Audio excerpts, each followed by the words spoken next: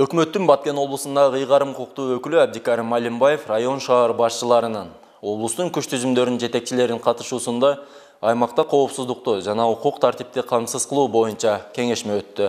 Кеңешмеде облустагы коомдук саясий абал, чек ара аймактарындагы коомдук коопсуздукту камсыздоо, терроризм жана экстремизмге каршы күрөшүү жана диний абал аткезчиликке каршы күрөшүү боюнча жүргүзүлүп жаткан иш-чаралар талкууланды.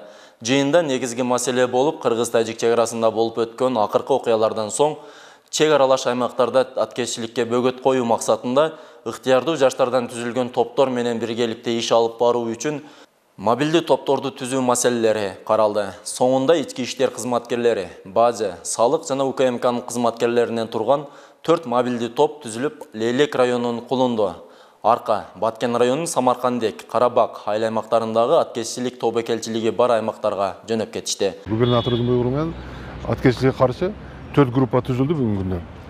Лейлек районуга 2, бул Кулунду зонасына 1, анан Арка зонасына 1. Андан сырткары Баткен районуна 2 группа түзүлдү. Бирөөсү Самаркандек зонасына, бирөөсү Чоң Тала, Карабак Радка зоналарына. Атайын группалар түзүлүп, Кудай калса бүгүн чыгып иштеп көрсөтөт.